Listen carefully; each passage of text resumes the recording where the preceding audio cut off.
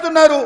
మీరు కుతంత్రాలతోని 70 ఏళ్ల నుంచి మేము ఇచ్చిన రిజర్వేషన్లను రద్దు చేయాలనుకుంటున్నారు.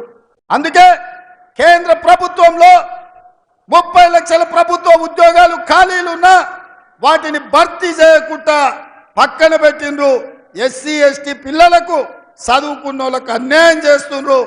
అందుకే మీరు ఈస్ బార్ 400 పార్ అంటున్నాడు. ఎందుకయ్యా అంటే 400 సీట్లు బీజేపీకి వస్తే రాజ్యాంగాన్ని సవరించే అవకాశం ఉంటుంది.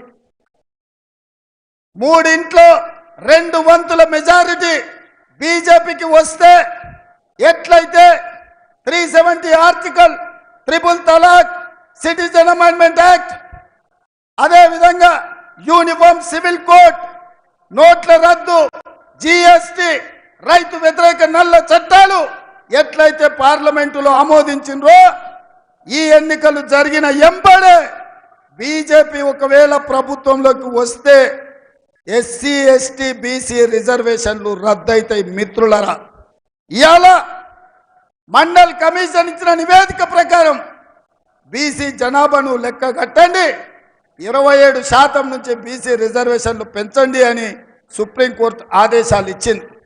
వాటిని దృష్టిలో పెట్టుకొని ఇవాళ కాంగ్రెస్ బీసీ జనాభాను లెక్కించాలంటుంది.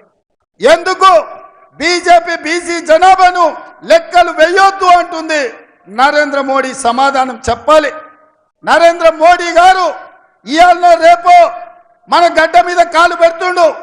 నరేంద్ర మోడీ ప్రధానమంత్రిగా భారతీయ జనతా పార్టీ రాజకీయ పార్టీగా ఎందుకు ఎస్సీ ఎస్టీ బీసీ రిజర్వేషన్లు రద్దు చేయాలనుకుంటున్నారు? ఈ దేశంలో మూలవాసులు వాళ్ళు. ఈ దేశం ఉన్నది, ఈ గడ్డ మీద పుట్టింది, ఈ గడ్డ మీద పెరిగింది. మూలవాసులైన దళితులు, గిరిజనులు, బలైన వర్గాల రిజర్వేషన్లను రద్దు చేసే హక్కు మీకెవరిచ్చిండ్రని నేను అడుగుతున్నా. అందుకే మిత్రులారా, బీజేపీ గెలిస్తే మన రిజర్వేషన్లు రద్దు అవుతాయి. అందుకే బీజేపీ ఓడిస్తే మన రిజర్వేషన్లు కొనసాగుతాయి.